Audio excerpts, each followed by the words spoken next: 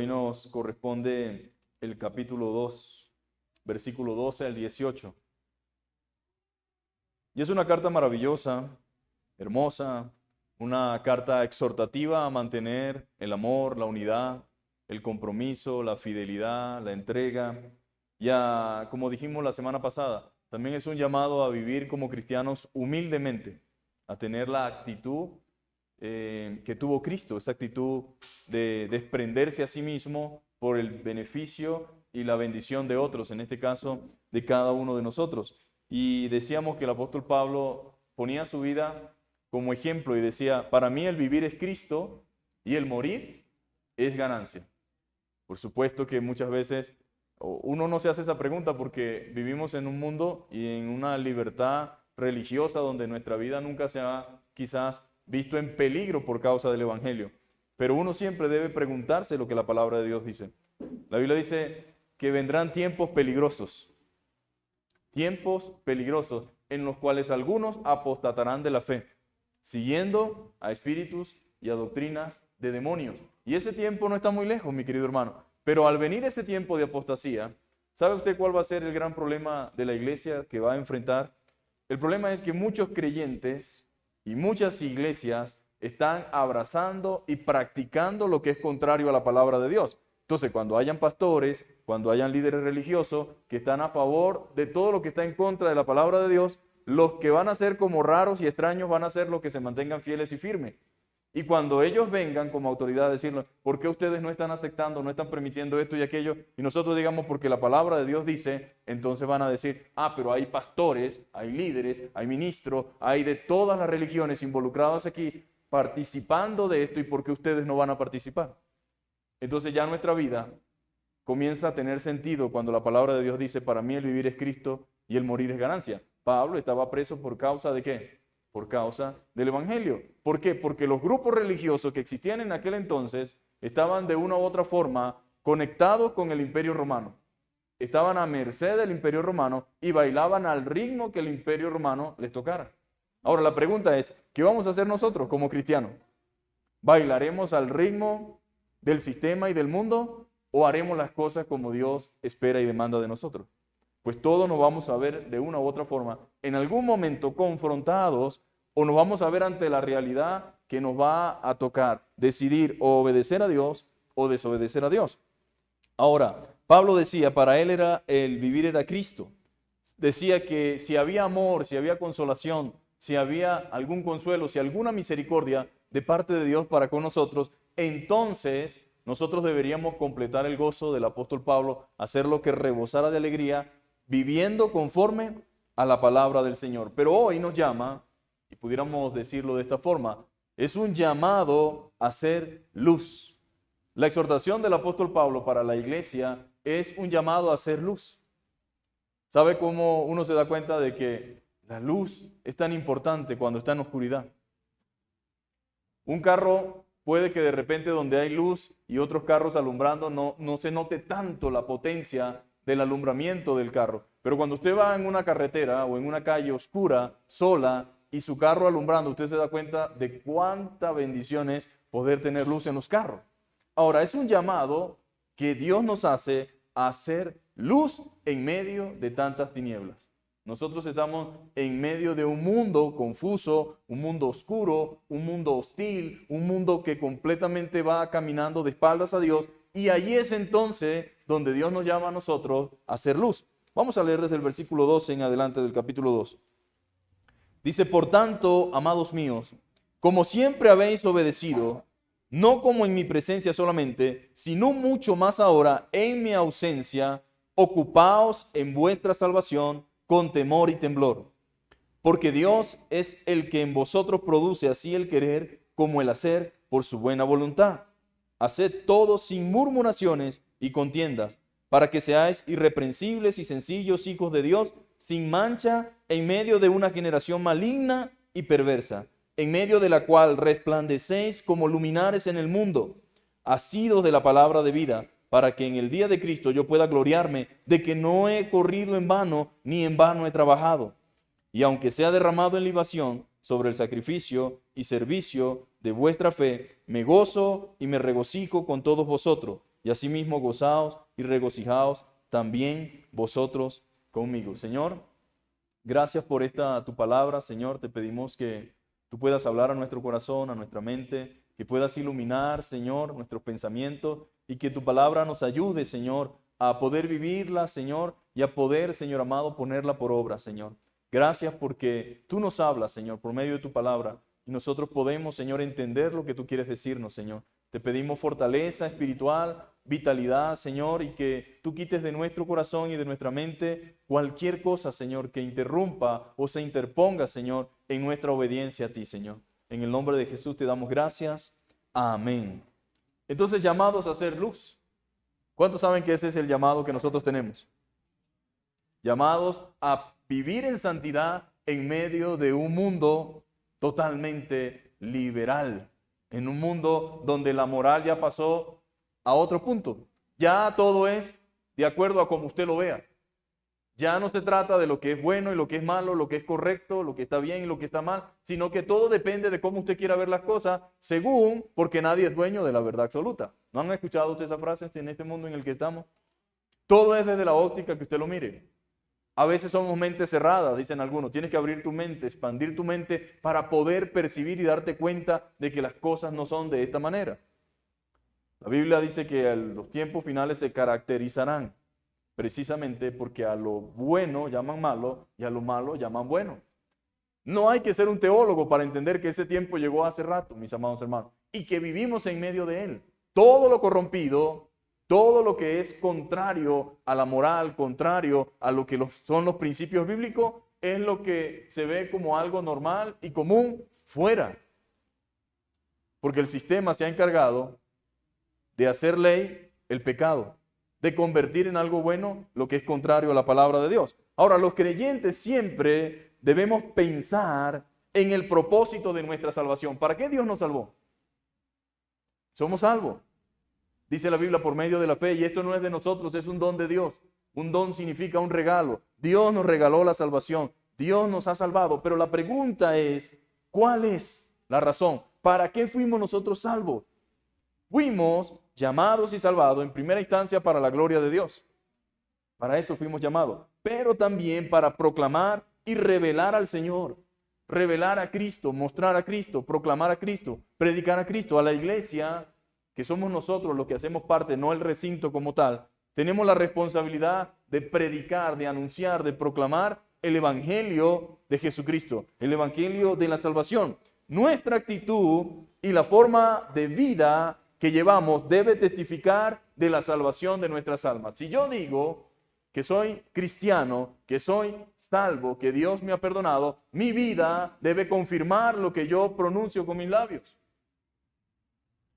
Y Pablo le dice a los hermanos de Filipenses, les da esta exhortación, por tanto, por todo lo que Cristo ha hecho, por toda la forma en que Dios nos dio ejemplo y se mostró, nosotros como cristianos debemos proclamar a Cristo por medio de la forma en que vivimos, cómo nos comportamos, por medio de nuestras acciones y por medio de nuestras actitudes. Uno de los grandes problemas que tenemos como iglesia es que la gente dice, una cosa es lo que hablan y otra cosa es lo que hacen. Una cosa es lo que dicen y otra es cómo viven. Pero no es que esa es la forma en que Dios estableció las cosas. El problema es que mucha gente y muchos cristianos, y yo pienso que mucha gente también que se hace llamar cristiana, no puede vivir la vida que Dios demanda porque en primera instancia solamente es posible habiendo nacido de nuevo. Solamente es posible teniendo el Espíritu Santo y solamente es posible sometiéndonos a la palabra de Dios. Pero ¿cómo puede alguien que no ha nacido de nuevo, que no tiene una nueva naturaleza, obedecer a Dios, que no tiene el Espíritu Santo, que es el guiador, el apacentador, el que ayuda, poner por obra lo que Dios exige? Pues es imposible. Pero si usted es cristiano, como lo eran los filipenses, la carta va destinada a ellos como creyentes, y usted es cristiano, entonces nuestra actitud de vida, la forma en cómo nos conducimos, debe testificar de la salvación de nuestras almas. Debemos ser diferentes, queridos hermanos. Tiene que haber una diferencia entre un hombre cristiano y un hombre no cristiano, una diferencia entre una mujer cristiana y una mujer no cristiana. Tiene que haber una diferencia entre un joven cristiano y un joven no cristiano. No hay tal cosa como, ay, es que yo soy joven, no, lo que pasa es que, bueno, no, hermanos, nosotros somos llamados a ser distintos.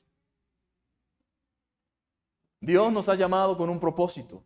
Somos salvos con un propósito. Y debemos con nuestra vida mostrar ese propósito. Debemos de vivir de manera congruente a nuestra fe. ¿Se ha hecho esa pregunta? ¿Vivo yo realmente lo que supuestamente digo creer? ¿Pongo por obra lo que la palabra de Dios dice? Porque hay dos tipos de creyentes en la iglesia. Los creyentes verdaderos y los creyentes que creen que son creyentes, que se engañan a sí mismos. Pero la Biblia es muy clara. Debemos vivir de manera congruente a nuestra fe. No solo debemos jactarnos de nuestra salvación. Hay gente que se jacta de que es salva. No solamente debemos hacer eso, sino que debemos vivir la salvación que decimos poseer. Y ese es el punto en esta mañana. Pablo dice, ocupaos en vuestra salvación. No dice gánensela. No dicen hagan esto para que puedan ser. Él dice, ocúpense de algo que ya poseen.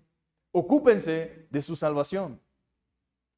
Es como si dijera, los cristianos tenemos deberes, los cristianos tenemos responsabilidades, los cristianos tenemos exigencias de parte de Dios y debemos andar en ellas. Debemos comportarnos a la altura de la demanda. En el texto anterior decía, solamente que os comportéis como es digno del Evangelio. En el capítulo anterior. Estamos llamados a comportarnos como es digno del Evangelio, lo cual indica que hay gente que no se comporta digno del Evangelio. Son vergüenza del Evangelio, dan tristeza y mal testimonio que no solamente afecta a la persona que lo hace, sino que afecta al resto. Todos hemos tenido que vivir la realidad de que dice, cuando alguien comete un error, ¿qué dice la gente? Y eso que son cristianos, ¿sí o no? Nadie dice ese cristiano, sino esos que dicen ser cristianos y esos que dicen que son no sé qué. No es sencillo, mis amados hermanos. Por uno, pagan todos. Esa es la realidad. Pero gracias a Dios, amén, que Dios no toma en cuenta a todos en general. Dios está viendo la forma de vida de cada uno y cada uno dará cuenta a Dios. Él es el juez justo. Él es justo, Él conoce, Él sabe todas las cosas, mis queridos hermanos. Y Pablo quiere que nosotros como iglesia, al igual que los filipenses, entendieran y entendamos que necesitamos vivir de manera congruente con nuestra fe. Debemos vivir congruente a lo que predicamos, a lo que proclamamos. No solo debemos jactarnos de la salvación, sino vivirla. Tenemos una gran responsabilidad como comunidad cristiana. Si alguien de los que está aquí, amén, dice que es cristiano, debe vivir como cristiano. Y usted es un representante del Señor y un representante de la iglesia. ¿Qué es lo que dice la gente? Usted es un representante de la iglesia. Y si usted hace cosas que no son correctas, ¿qué creen ustedes que señalan? A la iglesia donde usted va. Esa iglesia de ahí hay puros bandidos, puros sinvergüenzas, embusteros, mentirosos, tracaleros. Y yo como cristiano debo sentir una responsabilidad, no solamente en mi relación con Dios, sino en representación de mi iglesia y en representación de mis hermanos. ¿Se da cuenta usted que nosotros no podemos pensar de manera egoísta como cristianos? Debo pensar en mi iglesia, debo pensar en mis hermanos, debo pensar en el Señor en primera instancia. Pero es imposible que yo piense en el Señor y no piense en cómo afecto a otros creyentes. Lamentablemente, en el día de hoy el testimonio de la iglesia está por el piso. Y cuando yo me consigo personas que me dicen, a veces ni digo que soy pastor, no porque me avergüence de ser pastor, sino porque a veces es como un tema tan complejo explicarle a la gente y empieza, sí, seguro usted es igual que fulano, que no sé qué más. Y bueno, para usted de contar. Y uno pudiera decir, bueno, pudiera tratar de justificarse diciendo, ese es un caso particular y en específico, pero son tantos los casos, son tantas las realidades, son tantas las situaciones que yo tengo que quedarme callado y no puedo tapar el sol con un dedo y decir, tiene usted razón, esas cosas pasan, están sucediendo. Es muy lamentable. Por eso es importante que usted estudie la palabra de Dios y vea lo que dice la Biblia. Y como usted sabe que a la gente le gusta justificarse en el error de otro para seguir cometiendo él lo mismo que hace, Porque la gente no dice, él cometió un error, sino que se justifica en su error y por eso él quiere vivir de la manera que quiere vivir. Nosotros no podemos, mis amados hermanos, vivir de esa forma. Tenemos una responsabilidad. Diga conmigo, yo tengo una responsabilidad como cristiano. Y de eso voy a dar cuenta a Dios. Es algo que usted debe entenderlo, debe saberlo. La Biblia dice que nosotros somos la luz del mundo. ¿Qué somos nosotros? La luz del mundo. El mundo está en tinieblas.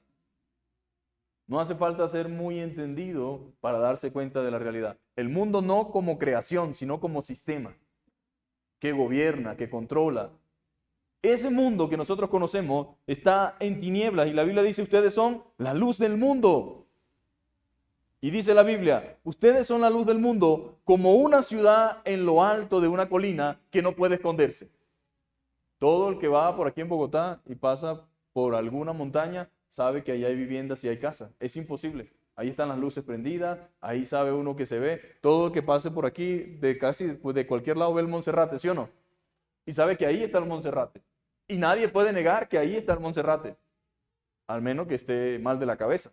Pero todo el mundo puede señalar y decir, ahí está el Monserrate, y todos van a decir, ahí está el Monserrate.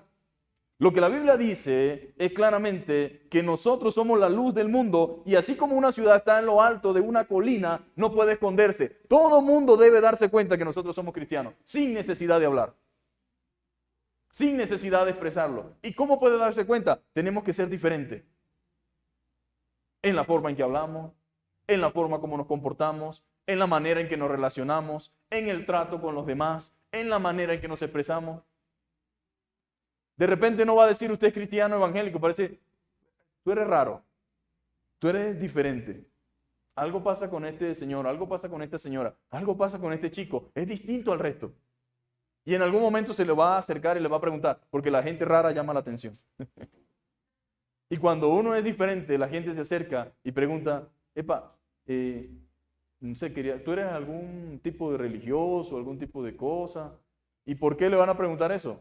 Porque no participa de las cosas que no debe, porque no se presta para situaciones incorrectas, porque no se ríe de los chistes que no son saludables, porque no participa absolutamente de nada, ni anda tampoco como anda el resto, en chisme, en intriga, en engaño, en mentira. Yo te digo, tú me dices, vamos a buscar la manera de sacar de circulación a Juan, a Pedro, a Luis, para ver si podemos nosotros ascender por encima de él.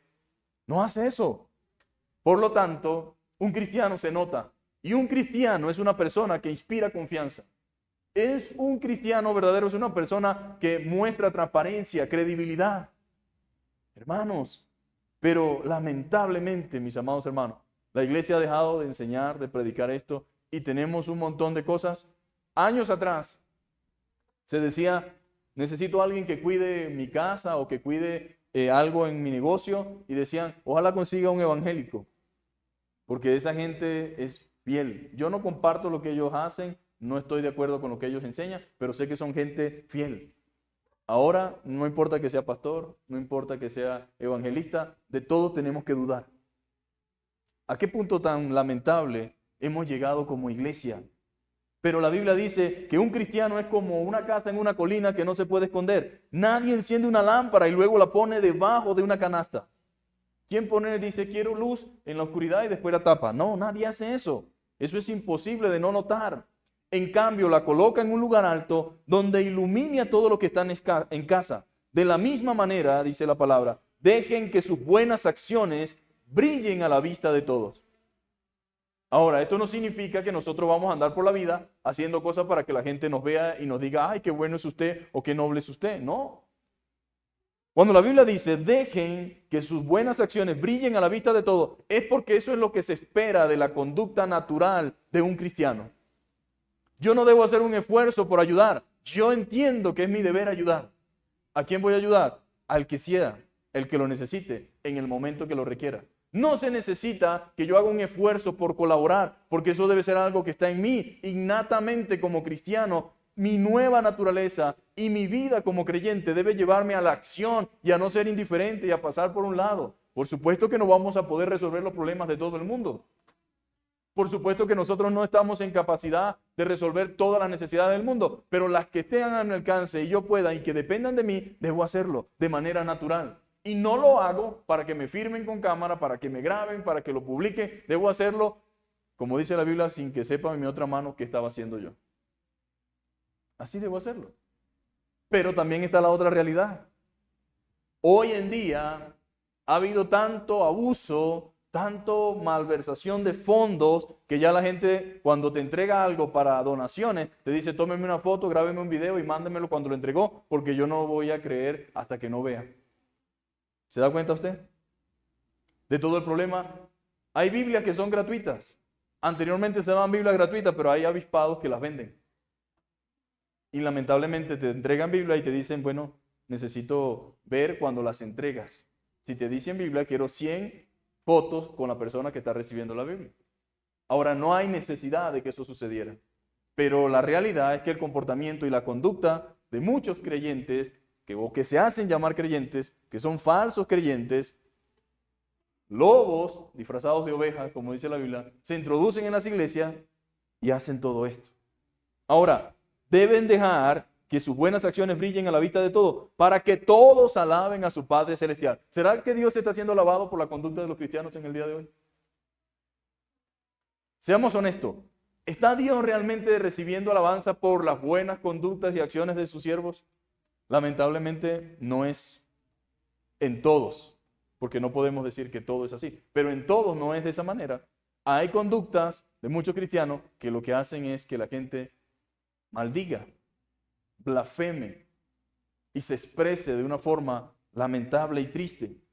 Pero la idea de Pablo era que los filipenses, al igual que los que estamos en esta mañana escuchando, podamos con nuestras acciones hacer que brillen nuestras buenas acciones a la vista de todos para que glorifiquen a Dios. Que por lo menos digan, bueno, sí es verdad, yo no creo en pastores, yo no creo en iglesias, yo no creo en nada, pero por lo menos en el hermano Pedro Sánchez yo creo. Ese señor sí de verdad vive el evangelio. Bueno, así estamos. Nos toca realmente esa realidad. Que digan lo que digan de la iglesia. Ya a veces la gente ya no quiere ni que le vengan con predicaciones. No me diga nada del evangelio. Yo no quiero nada con Dios. Entonces predíquele con el ejemplo. Predíquele con su vida. Predíquele con sus buenas acciones. Predíquele el evangelio, ¿verdad? Viviendo usted la palabra. Y ahí está Pablo. La idea de Pablo es que todos los filipenses puedan vivir de manera consagrada y obediente. Diga, yo debo vivir de manera consagrada y obediente. La iglesia tiene que vivir así, mis amados hermanos, de manera consagrada y obediente, que todo el mundo pueda verlo, que todo el mundo pueda percibirlo y como resultado Dios pueda ser glorificado, Dios pueda ser exaltado. Después de todo, ese debe ser el anhelo suyo y el anhelo mío. El anhelo de todo cristiano debe ser que Dios pueda ser glorificado por medio de nuestra vida. Que Dios pueda ser glorificado por medio de nuestra vida.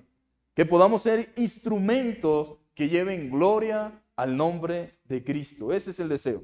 Entonces, en primer lugar, esta mañana, mantengámonos en obediencia. ¿Cómo podemos traer gloria a Dios? Viviendo en obediencia a la palabra. Si usted quiere que Dios sea glorificado por medio de su vida, viva en obediencia a la palabra. El texto 12 dice, por tanto, amados míos, como siempre habéis obedecido. Los filipenses eran obedientes. Y Pablo le dice, por tanto, amados míos, como siempre habéis obedecido. Ahora, ¿qué obedecían los filipenses? Obedecían lo que Pablo les hablaba, pero que venía de parte de Dios. Por lo tanto, obedecían a Dios. Y Pablo les reconoce eso. Ustedes han sido obedientes. Y dice, no como en mi presencia solamente, sino mucho más ahora en mi ausencia. Ahora la pregunta es, ¿cómo es usted cuando no lo están viendo? Cuando no lo están vigilando, cuando no está en la iglesia. Porque aquí todos podemos hacer el paro, ¿sí o no? Aquí uno se pone su corbatica, viene bien bonito. Bueno, ¿cómo está? Tenemos un vocabulario, una jerga cristiana. Dios le bendiga siervo, Dios le bendiga sierva. ¿Cómo está hermana? ¿Cómo está hermano? Aquí es chévere. El problema es cuando salimos, cuando no hay hermano presente, cuando no hay cristianos presentes, cuando no hay pastor, cuando no hay maestro, cuando no hay líderes. ¿Cómo me comporto? Pablo le dice, bueno, ustedes me dieron a mí una reputación de obediencia. Ustedes se ganaron ese título. Como siempre habéis sido, como habéis obedecido, no como en mi presencia solamente. O sea, eso es como cuando el trabajador quiere complacer al jefe, ¿no? De esos trabajadores que uno no sabe exactamente qué tienen en la cabeza, ¿no? Cuando viene el jefe, recogen, barren, limpian, hacen de todo, pero solamente porque está el hombre allí, el jefe. Pero una vez que se va el jefe no hacen absolutamente nada. Bueno, Pablo dice, yo no quiero ese tipo de obediencia, que hacen las cosas porque yo estoy allí. Ahora que yo no estoy, es que yo espero de ustedes mayor obediencia. Que ustedes se mantengan firmes, que ustedes se mantengan haciendo lo que es correcto, que ustedes se mantengan viviendo lo que yo les he predicado y lo que yo les he enseñado. Les dice, siempre habéis obedecido. Los filipenses habían sido obedientes a la instrucción del apóstol Pablo. Parte de su éxito cristiano y como iglesia se debía a la obediencia. ¿Usted quiere realmente tener éxito en su vida cristiana? Viva la palabra, mi querido hermano. Sea obediente en todos los aspectos y sentidos de lo que Dios dice en la Escritura. Hay cristianos que obedecen una cosa y otras no. Hay cristianos que hacen algunas y otras no. Pues así no va a haber ningún tipo de bendición ni ningún tipo de éxito. Porque no se trata de vivir las que me convienen, las que me gustan y las que no. Usted es cristiano, usted acepta todo lo que Dios dice. Usted pierde cualquier idea de derecho propio y se somete voluntariamente a la palabra del Señor. Eso es lo que es ser cristiano. Eso es lo que es ser cristiano.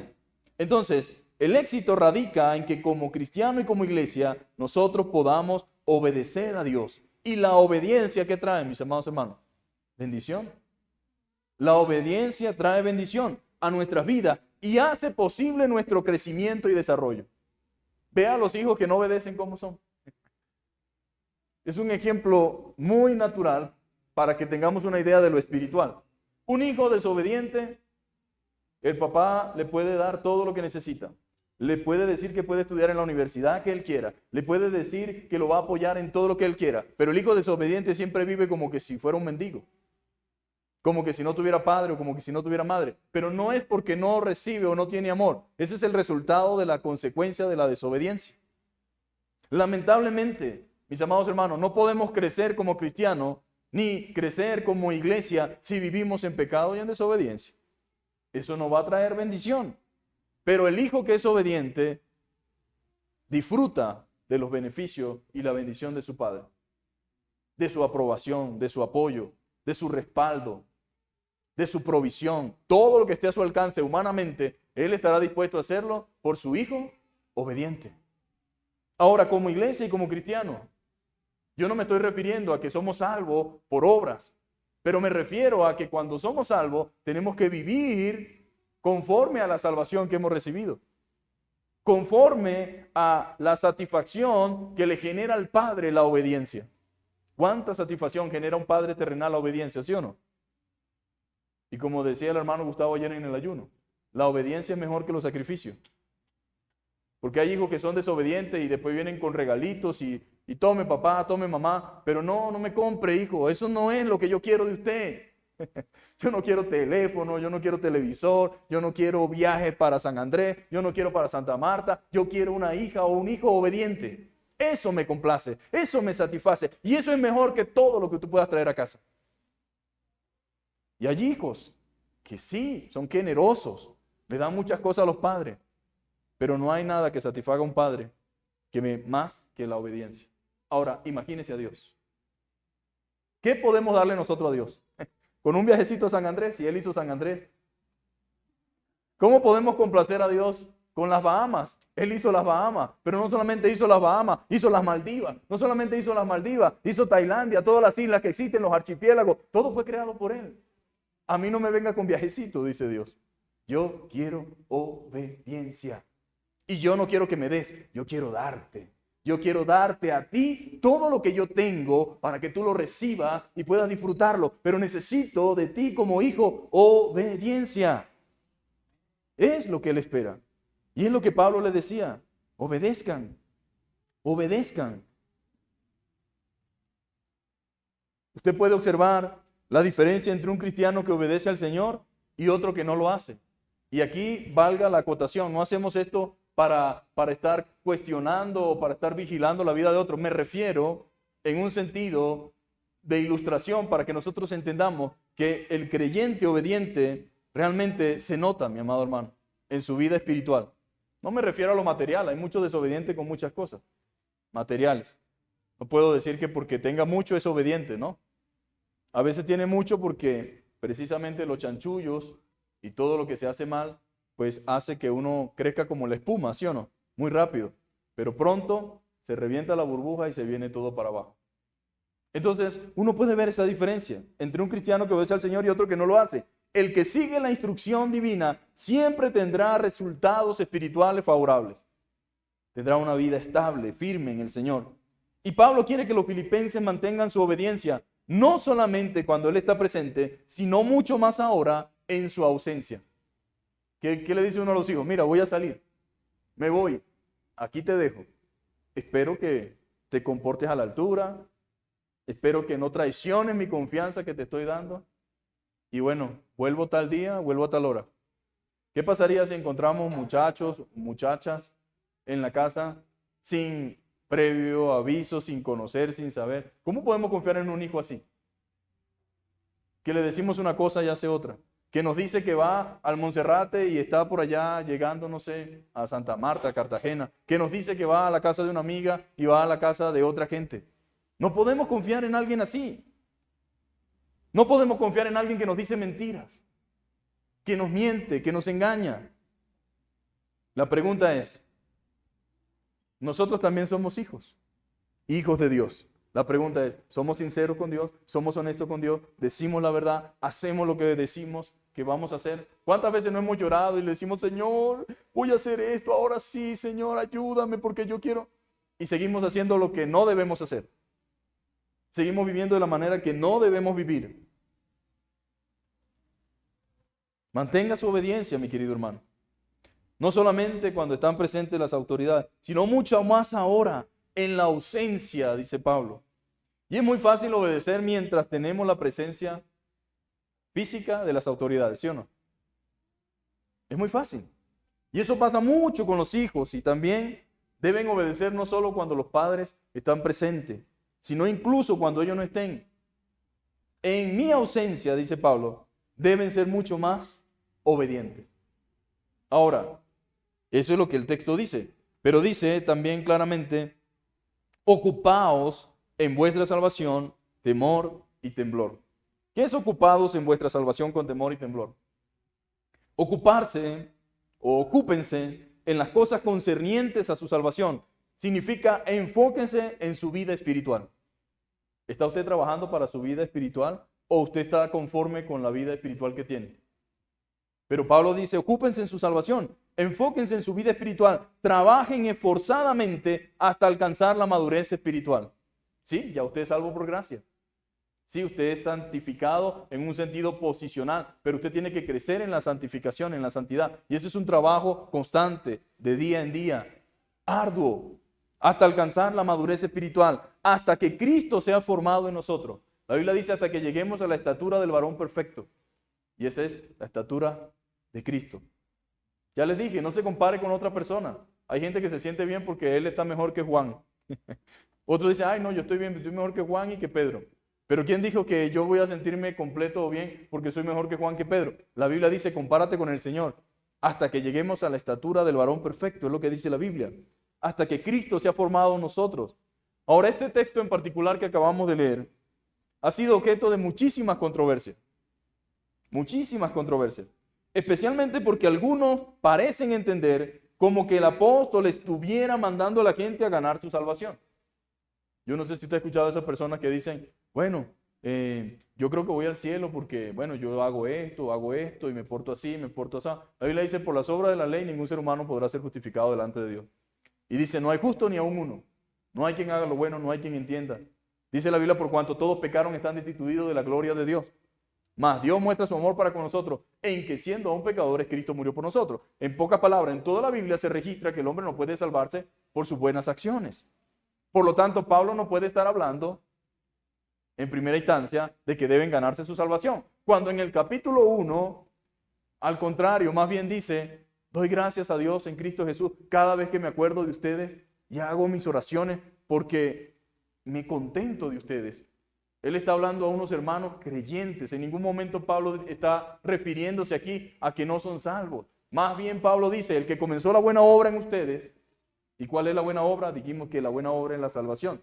Dice, la perfeccionará hasta el día de Jesucristo, hasta el día de su venida. En pocas palabras, Dios sigue trabajando en cada uno de los salvos que estamos aquí. Si usted es salvo, tiene que reconocer que es salvo por la gracia de Dios, pero que todavía necesita muchas cosas. Yo no puedo decir, no, ya yo soy el cristiano que Dios espera de mí. Ya yo lo logré todo, ya yo me gradué. Aquí la graduación culmina cuando Cristo venga y transforme este cuerpo mortal en un cuerpo de gloria. De lo contrario, sigo luchando, batallando contra mí mismo, contra mi carácter, contra mi forma de ser, renovando mi mente, renovando mis pensamientos, guardándome de esto, guardándome de aquello. Y no lo hago en mi propia fuerza. Porque algunos dicen entonces, ay, significa entonces que el texto enseña que hay que ganarse su salvación. No, no dice esfuércense por ganarla. No dice eso. Al contrario, es un llamamiento a esforzarnos por vivir la salvación que poseemos por la gracia de Dios. Cuando usted tiene un cupo en la universidad, ya, pues lo que le toca es esforzarse para culminar en el periodo, en el tiempo lo más posible su carrera, ¿sí o no? Pero no está esforzándose para volver a quedar en la universidad. Ya usted está en la universidad. Ya usted es parte de la carrera que decidió, o digámoslo de esta manera, ya usted es parte de la cátedra de. Y su esfuerzo ahora no es por entrar a la universidad, es para salir de la universidad. Nosotros no nos estamos esforzando para ser salvos, porque ya somos salvos. Nos estamos esforzando por vivir de acuerdo a nuestra salvación, de acuerdo a la palabra, de acuerdo a lo que Dios demanda. Eso es lo que estamos haciendo. Debemos esforzarnos por vivir la salvación que poseemos, que por la gracia de Dios hemos recibido. Ocúpense en lo que Dios les ha entregado. Ocúpense, que lo que el Señor les otorgó por gracia, y esa palabra griega o la palabra griega para ocupado es katergasomai. Esa es la palabra griega para ocupado, que significa llevar a cabo el trabajo, trabajar constantemente, continuamente, persistentemente y perseverantemente. Pablo le dice, ocúpense de eso.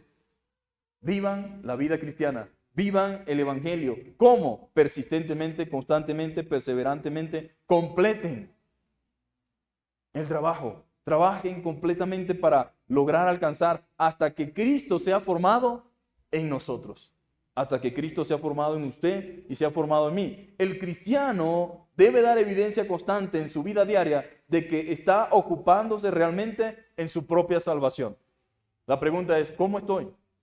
¿Estoy trabajando para crecer espiritualmente? Sí, ya eres salvo. Estoy trabajando para mejorar mi carácter. Estoy trabajando para mejorar mi devoción al Señor. Estoy trabajando para mejorar mi actitud hacia el prójimo. Estoy trabajando para que otros conozcan el evangelio. Estoy trabajando para que otros sean llenos del conocimiento de Dios. Pues son preguntas que debemos hacernos. Debo dar evidencia constante en nuestra vida diaria de que estamos ocupándonos realmente de nuestra propia salvación. Día a día debe ir cumpliéndose más plenamente. Cada día más. Hay una serie que se llama Seguros en Cristo del pastor Chuy Olivares. Y uno de los temas de esa serie es ocupados en vuestra salvación. Yo se la recomiendo también para que pueda verla, para que pueda corroborar lo que estamos hablando. Ahora dice, ocupados en vuestra salvación con temor y temblor. Entonces hay hermanos que dicen, vio hermano, vio, ahí dice, cuide su salvación porque la puede perder. Cuide su salvación porque dice con temor y temblor. Ahora, ese temor y temblor es un llamado a la diligencia. A la diligencia, a estar constantemente activos en el trabajo y servicio al Señor con una preocupación verdadera por nuestra vida espiritual. Eso pudiéramos traducirlo a una persona que está ocupada en su salvación y que tiene temor y temblor, no de Dios, porque usted no es un esclavo, ni está bajo condenación, pero es un temor y un temblor reverente, que no es lo mismo que un terror. Hay gente que le tiene terror a otros, ¿sí o no? Pavor. Pero nosotros tenemos temor de Dios, pero es un temor reverente hacia su persona, por lo que Él es y por lo que Él ha hecho. Tenemos un temor reverente de no fallarle, de no hacer algo que ofenda su santo nombre, pero no es un temor o un terror de miedo. porque nosotros somos hijos de Dios. Somos salvos. El Señor nos ha perdonado, nos ha limpiado con su sangre. Entonces, con temor y temblor es ese llamado a la diligencia cristiana. Como cristiano, a ser diligente, a estar constantemente activo en el trabajo y en el servicio al Señor con una preocupación verdadera. Significa que tomamos en serio la petición del Señor de ocuparnos de las cosas espirituales. No se trata de terror, mis queridos hermanos, y del temblor de un esclavo o que este esclavo puede tener acerca de su amo. No, nosotros no le tenemos miedo a Dios. No le tenemos miedo. No hay un miedo espantoso hacia Él. Ni tampoco del miedo y el temblor ante las perspectivas del castigo. No, ese no es nuestra posición y no es nuestra situación. Entonces, en primer lugar, nosotros realmente confiamos en la obra que Dios ha hecho. Confiamos en que Él nos demanda a nosotros esforzarnos por vivir de acuerdo a lo que Él demanda en su palabra. Es decir, no es el temor y el temblor que nos hace escondernos de Dios, sino más bien el temor y temblor que nos impulsa a acercarnos a Él y arrojarnos a sus brazos. Ese es el significado de temor y temblor. Debemos esforzarnos, mis queridos hermanos, como cristianos. Y dice la palabra del Señor, amén, claramente que debemos tener un temor reverente hacia Él, con la seguridad de que sin su ayuda no podemos enfrentarnos efectivamente con la vida. No podemos nosotros. ¿Cómo podemos nosotros cumplir lo que Dios nos demanda si no recibimos la ayuda de Él? Ahora, las plantas son hermosas y crecen, pero necesitan del Señor, ¿sí o no? A través del sol. La creación misma es sustentada por Dios. Nada funciona correctamente sin la intervención y sin la ayuda de Dios. Y nosotros como cristianos estamos llamados a ocuparnos en nuestra salvación con temor y temblor, pero a la misma vez también es Dios quien nos habilita y nos capacita para poder vivir la vida cristiana. Y esto es hermoso. Cuando un cristiano me dice, ay, que ser cristiano es difícil. Sí, ser cristiano es difícil, pero en un contexto. Pero no significa que ser cristiano es difícil porque no podamos obedecer a Dios. Dios no solamente nos pide que hagamos cosas, nos da la capacidad de hacer esas cosas. Dios no te dice, vive en santidad porque, ay, Él es un Dios caprichoso y quiere que yo viva en santidad y no me quiere dejar disfrutar la vida. No, al contrario, porque quiere que disfrutes la vida, te pide que vivas en santidad. Cuando yo no vivo en santidad, cuando yo no vivo conforme a la palabra de Dios, pues yo no puedo disfrutar verdaderamente la vida, porque todo lo que se hace en la vida fuera de la voluntad de Dios es pecado y todo lo que es pecado trae consecuencias. ¿Por qué Dios dice que nos guardemos? ¿Por qué Dios impide la fornicación? Un ejemplo. Siempre me confrontan personas y me dicen, pero es que yo no puedo creer que algo que es naturalmente biológico, natural, yo no puedo hacerlo. ¿Por qué tengo que estar casado primero? Ahora, yo le digo, ok, veámoslo desde este punto de vista. ¿Cuántas personas o cuántos chicos no se han destruido su vida por antes del matrimonio y sin consentimiento y sin conocimiento de lo que la palabra de Dios dice? Sí, ellos querían disfrutar la vida, ahí están amarrados, presos, con un hijo que es una bendición, todo hijo es una bendición, pero cuando no vienen en el momento que corresponde se transforma en otra situación para la persona para lo cual no está preparada, para lo cual no está capacitada, ni espiritualmente ni emocionalmente, y se convierte en una situación de conflicto.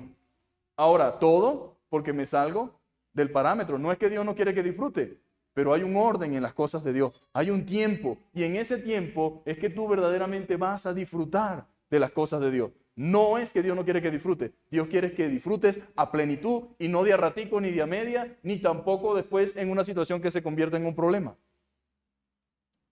Y ahí está el Señor, mostrándonos, revelándonos su intención, su propósito. Dios quiere, mis queridos hermanos, que nosotros entendamos eso. Que lo comprendamos, que tengamos un temor santo y reverente por su palabra. No tememos al mal que Dios pueda hacernos, sino que tenemos temor de lo que nosotros podamos hacerle al Señor mediante nuestras fallas. Ofendemos su santo nombre. Es como los padres. A uno le duele no lo que hizo realmente, sino haber que mi hecho le haya generado eso a mis padres. Nos sentimos mal, nos sentimos tristes, nos duele en el corazón.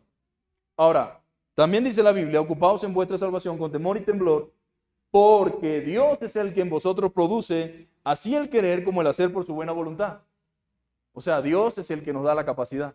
El que produce en nosotros el ¿qué? El querer. Por su buena voluntad, el querer y hacer. Entonces no es algo que nosotros hacemos por nosotros mismos y nuestra propia fuerza. No, eso no es lo que dice el texto. Pablo dice, porque Dios es el que en vosotros produce.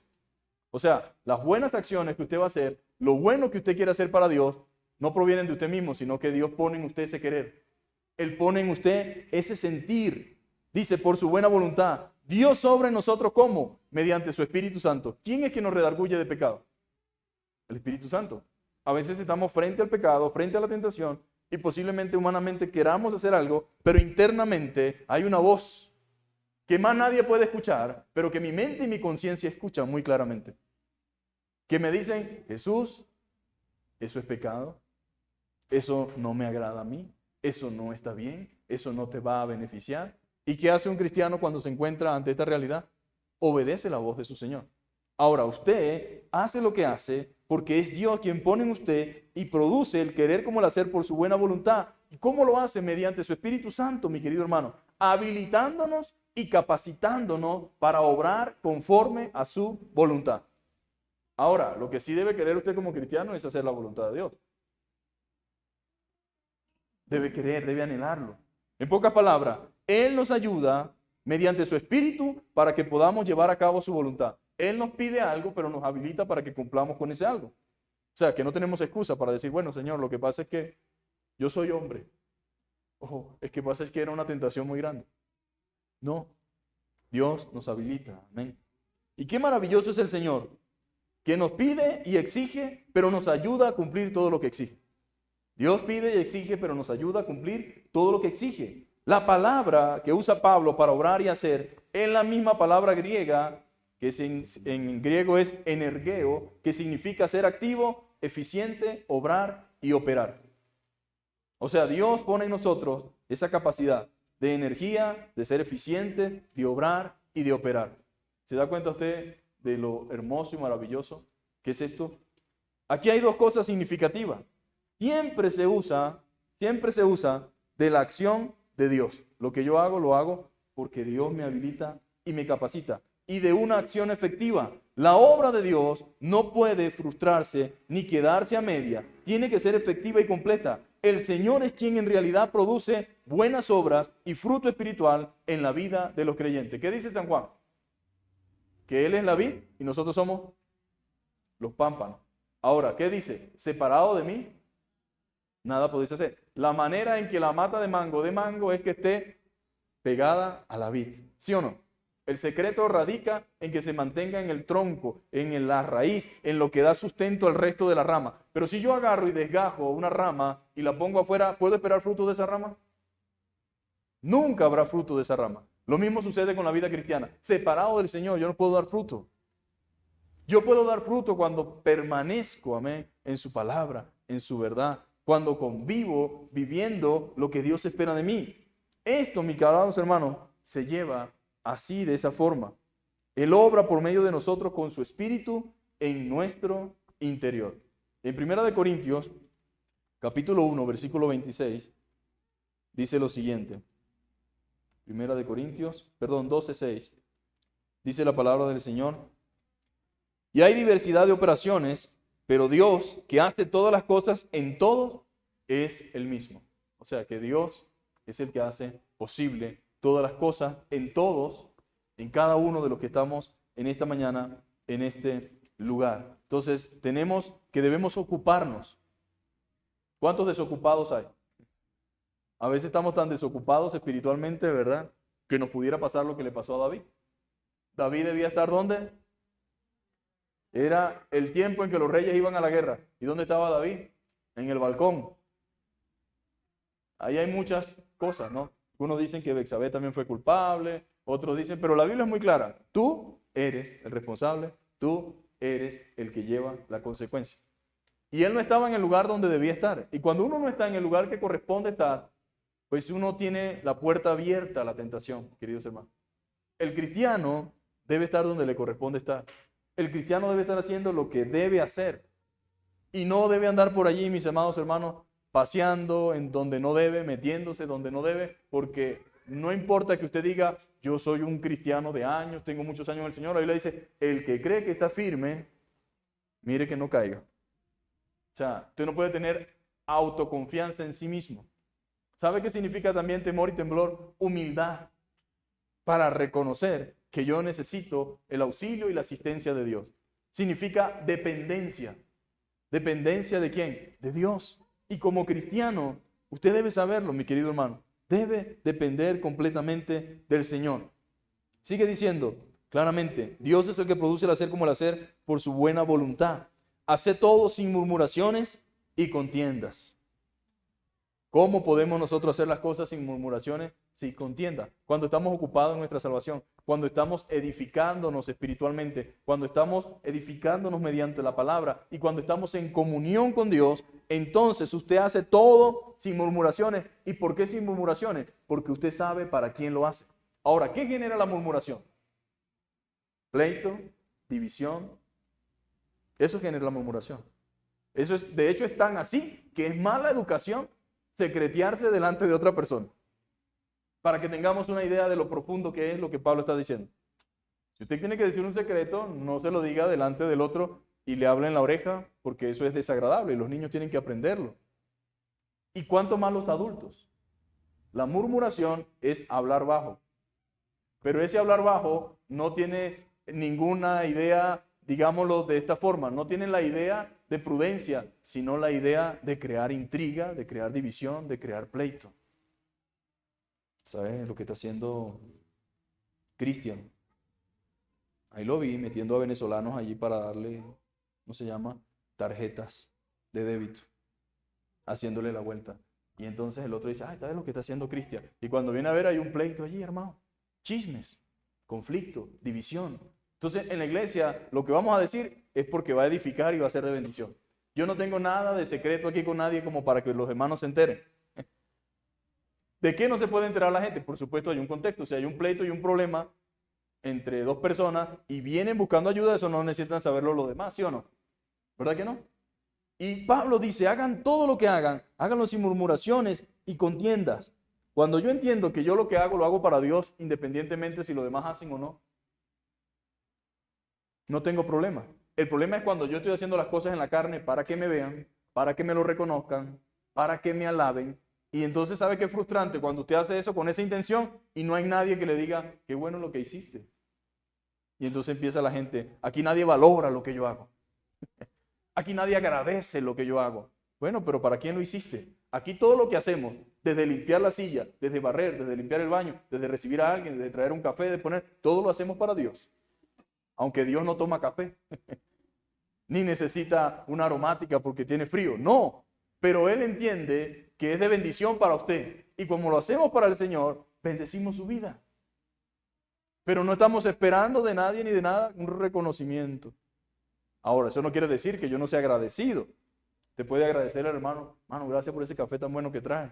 Gracias por eso. Eso no está mal. Lo que yo quiero decir es, no debe existir en nosotros ese tipo de cosas que hagamos simplemente para generar contiendas. No, hagan todo sin murmuración, para que seas irreprensibles y sencillos, hijos de Dios, sin mancha, en medio de una generación maligna y perversa, en medio de la cual resplandecéis como luminares en el mundo. Entonces dice, para que sean irreprensibles, para que no haya señalamiento, ni cuestionamiento, ni forma de acusarnos. Ahora, eso no significa perfección. Eso es como cuando la Biblia dice, se requiere de que el pastor sea irreprensible. Entonces alguien me dijo una vez, o sea que hay que ser perfecto para ser pastor. No, si fuéramos perfectos yo no fuera pastor. La palabra perfecto se puede significar madurez. Se requiere madurez para estar al frente de una iglesia, para hacer un trabajo con otros creyentes. Pero cuando Pablo dice, para que sean irreprensibles, significa que somos personas, que somos como los niños. ¿Sabe qué hacen los niños? Los niños pueden equivocarse, pero piden disculpas, piden perdón y no ha pasado nada. Pero el adulto pide perdón así a regañadiente como protocolo, pero sigue igual o peor. Y la Biblia dice, para que sean irreprensibles y sencillos hijos de Dios, sin mancha, sin nada que cuando uno lo vea, ay mira, ahí se le nota la manchota. No, sin mancha, dice la Biblia, en medio de una generación maligna. Ahora, Yo no es que sea, como dicen algunos, profeta. Hay un nombre que se dice cuando uno es como un profeta negativo. ¿En qué sentido? Yo quisiera decirles a ustedes, el mundo va a ser más hermoso que lo que fue en alguna oportunidad. Pero el mundo no va en retroceso, el mundo va en avance. Y dice la Biblia que el mundo se va degradando cada vez más y en vez de ascender va descendiendo hacia abajo. ¿Qué quiero decir con esto? Pablo dice, en medio de una generación maligna, el mundo en el que vivimos es una generación maligna y luego dice, y perversa. Bueno, para nadie es un secreto. Ahorita está de moda Sonidos de Libertad o Song of the Freedom, que es la película que todavía creo que no ha llegado, pero ha conmocionado al mundo, no a creyentes, incluso gente que no tiene nada que ver con la fe, pero ha quedado anonadada en medio de todo lo que está sucediendo. Y la película fue grabada aquí, en Cartagena. Rescataron 200 niños. ¿Por qué? Porque el hombre iba pasando y era un FBI y le dijeron, Mr. Gringo, aquí niñas. Ahora, no me diga que el mundo no es perverso. No me diga que no estamos en un mundo de maldad cuando los niños son violados y después de violados le vendemos los órganos. No me diga que estamos en un mundo de maldad cuando queremos que le den gomitas con droga a los niños que ni siquiera saben. Entonces sí estamos en un mundo perverso, lo que pasa es que no queremos ver. Y solamente teniendo los ojos espirituales abiertos, usted puede percibir el engaño, la mentira, la maldad, la hipocresía del mundo en el que vivimos. Ahora, eso no quiere decir que usted no puede creer en las personas, que no me refiero a eso. Yo me refiero a que como Pablo le exige y le pide a los filipenses, de esa misma manera quiero que nosotros entendamos algo, mis queridos hermanos. Hay una generación maligna y perversa. Hay una generación maligna y perversa en la cual nos movemos, en medio de la cual usted y yo como cristianos debemos, según la Biblia, resplandecer. Debemos resplandecer como luminarias en el mundo. Se dice que la noche es oscura, ¿verdad? Pero nadie puede decir que no ve la luna. Se dice que la noche es oscura, pero nadie puede decir que no ve las estrellas. Claro, entendemos que hay una contaminación que a veces impide ver las estrellas, pero si usted sale a Boyacá o sale un poquito más allá donde hay menos contaminación, usted ve el cielo estrellado, ¿no? Y dice, wow, qué impresionante, qué hermoso. Bueno, Pablo dice, ustedes filipenses, ustedes cristianos, en medio de una generación maligna, ustedes deben resplandecer así como las estrellas. ¿Qué nos está diciendo? Sean luz. Si hay tanta perversidad, si hay tanta maldad, si hay tanta hipocresía, si hay tanta mentira, es fácil que se pueda identificar a alguien sincero y a alguien transparente. Jesús dijo, he aquí un verdadero israelita, en el cual no hay engaño, que era Natanael. Por supuesto, él era Dios, podía ver todo, ¿no? Pero realmente uno puede percibir la sinceridad de una persona.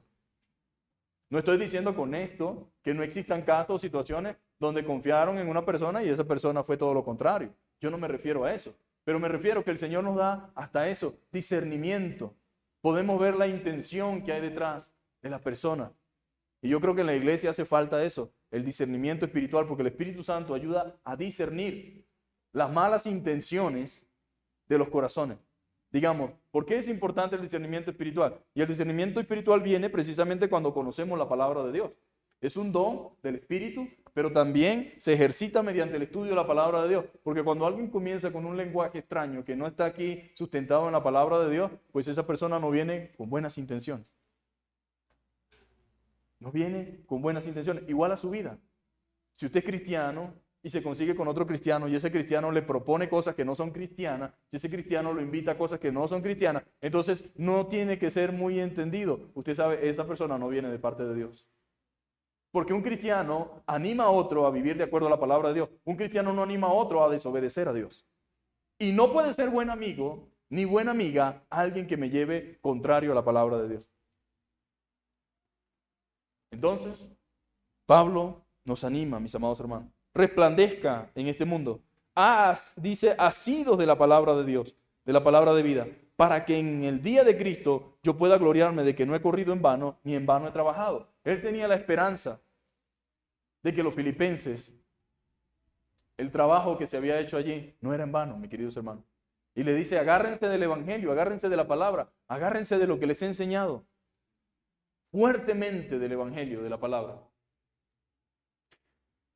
Y aunque sea derramado, dice Pablo, en libación sobre el sacrificio y servicio de vuestra fe, me gozo y me regocijo con todos vosotros.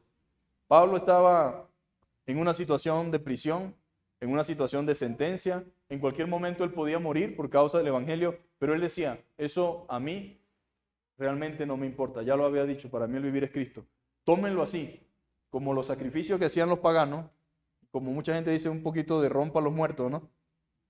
Eso tiene su trasfondo idolátrico en la cultura pagana. Se hacía un sacrificio donde se derramaba, ¿verdad? Una libación por causa de la deidad. Y también lo hacían los judíos por causa de Jehová. Y nosotros, dice Pablo, yo sí tengo que derramar mi vida como un sacrificio por causa del bienestar de ustedes, pues lo asumo y lo hago de buena gana y de buena manera. Estoy listo, estoy preparado para hacer cualquier cosa, por causa de la gloria del Señor, pero también por causa de vuestra fe. Asimismo, gozaos y regocijaos también conmigo vosotros. Ahora, la pregunta del millón en esta mañana es, ¿estamos nosotros realmente viviendo, resplandeciendo en medio de una generación perversa? ¿Estamos haciendo nosotros la diferencia en medio de este mundo? Pues sí, ya sabemos que el mundo es el mundo y así va y va de acuerdo, de él está escrito. Pero nosotros que estamos dentro del mundo, aunque no somos del mundo, tenemos que resplandecer, mi amado hermano. ¿Y cómo resplandecemos? Obedeciendo la palabra del Señor, viviendo la palabra del Señor, reverenciando su santo nombre, reverenciando su palabra, testificando con nuestra vida. Eso no quiere decir que no va a predicar. Usted tiene que predicar, pero debes buscar por todos los medios posibles que su vida testifique de lo que habla. Vamos a orar en esta mañana, póngase sobre sus pies. Vamos a darle gracias a Dios que nos ha concedido su palabra, la cual no miente, la cual es verdadera, y porque nos anima. La palabra exhortar en la Biblia no está asociada con una descarga, no. Exhortar significa animar, y el propósito de Dios es animarnos a vivir de acuerdo a su palabra, animarnos a caminar por el camino correcto, animarnos a hacer lo que corresponde.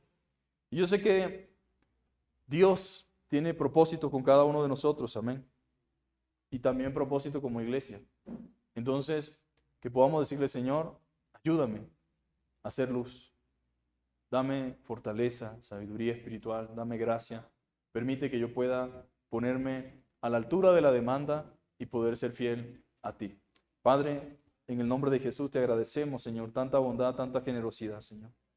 Gracias por tu palabra, gracias, Señor, porque, Señor, tú nos demandas, Señor, nos pides, Señor, que cuidemos, Señor, con temor y temblor, Señor.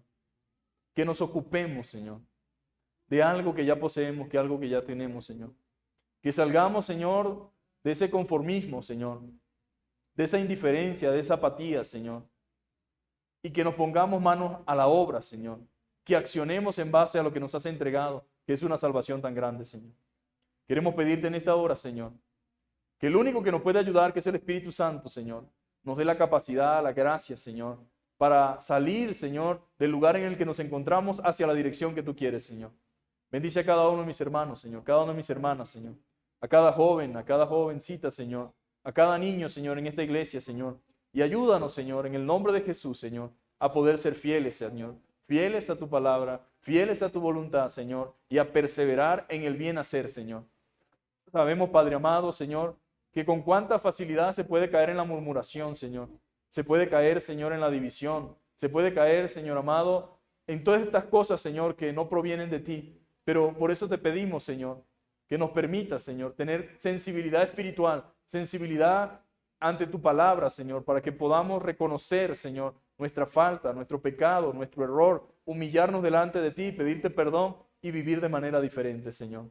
Recibe la gloria, Dios amado, y recibe la honra, Señor, en el nombre poderoso de Jesús. Amén. Dios les bendiga, mis amados hermanos.